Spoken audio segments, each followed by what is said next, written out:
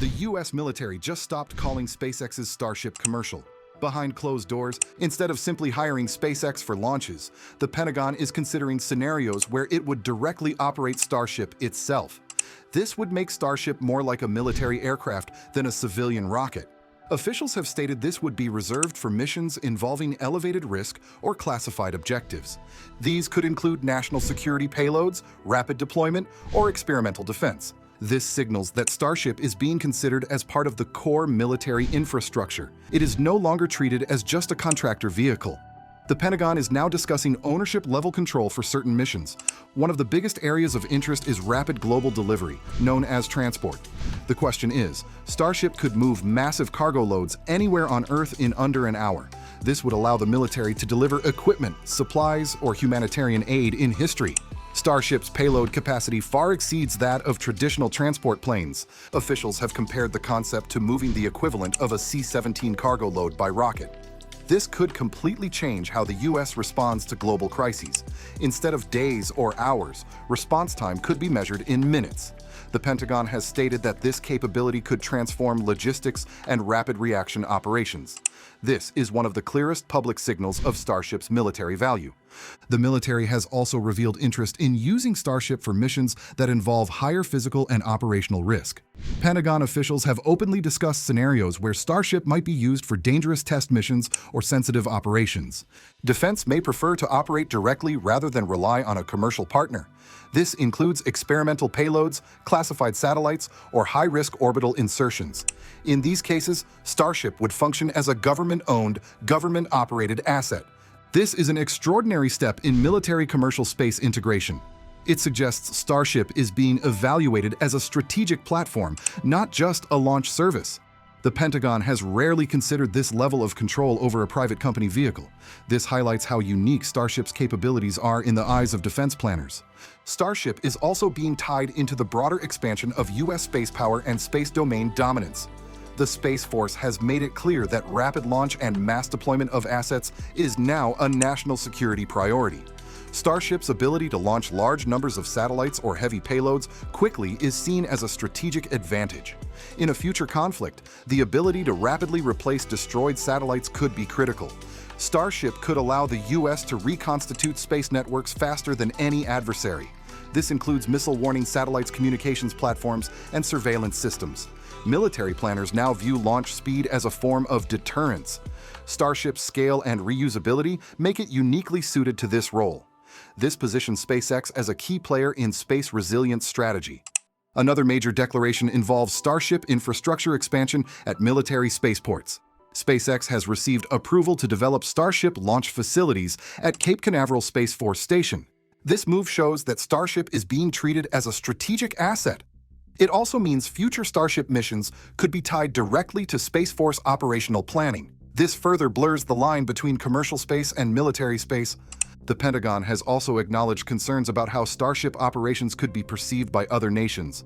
Rocket-based point-to-point transport could resemble ballistic missile launches on radar systems. Military planners have stated that this creates complex escalation and warning challenges.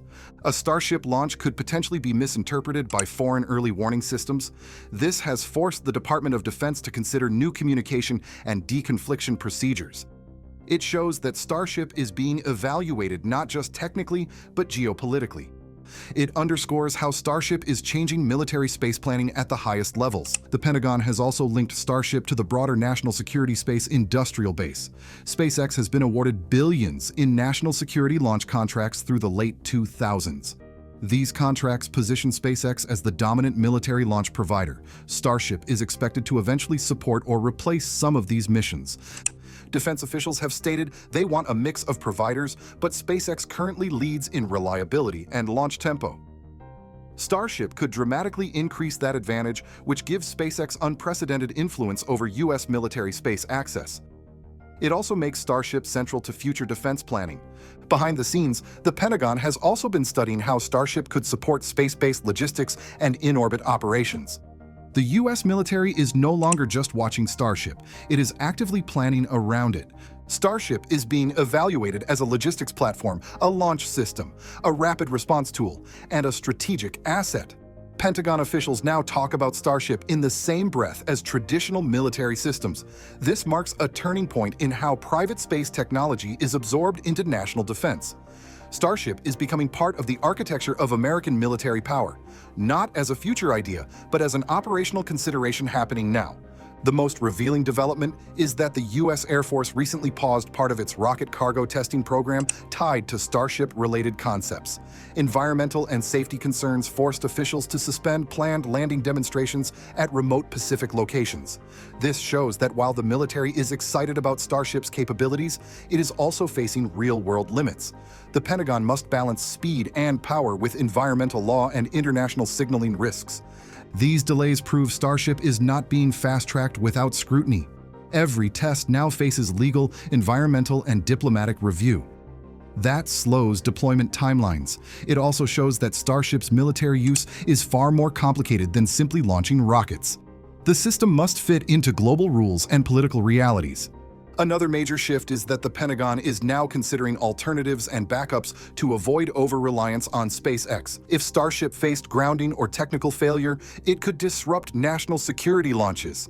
Military planners want multiple launch options. This means Starship is powerful, but not yet trusted as a single point of failure. Redundancy remains a core military principle. Starship has also triggered serious debates about safety zones and spaceport congestion. SpaceX's plan to dramatically increase Starship launches from Cape Canaveral has alarmed other defense contractors. Rival companies warned that frequent Starship launches could shut down their access to shared military ranges. Its size and power create ripple effects across the entire launch ecosystem. Military officials must now design new range policies around Starship.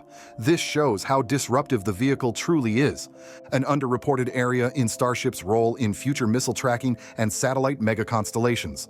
The Pentagon is investing tens of billions into low Earth orbit satellite layers for missile warning and tracking.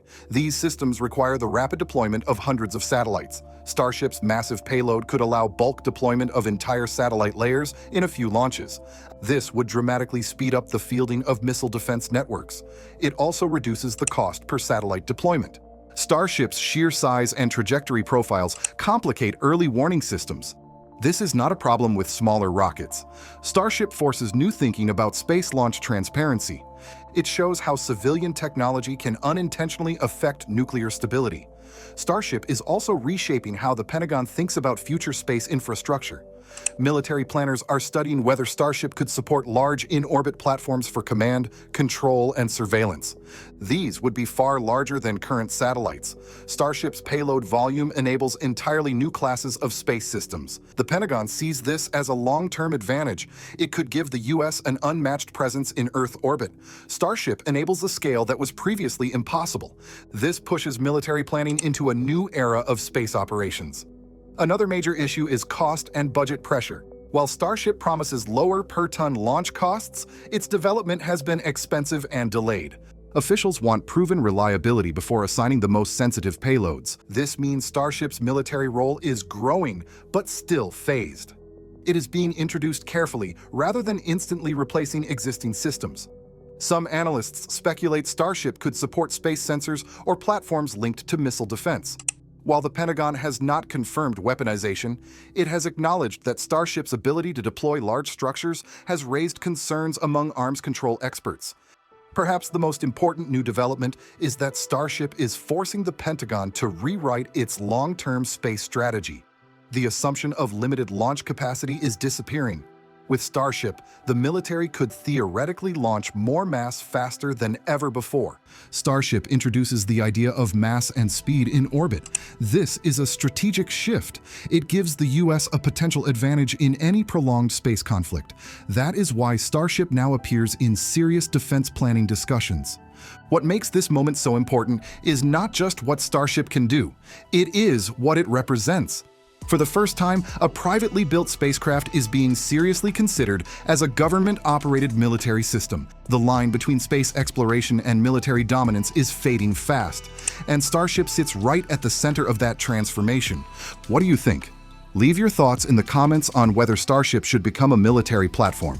And don't forget to like, share, and subscribe, because the future of warfare is being built right now, and you don't want to miss what's coming next.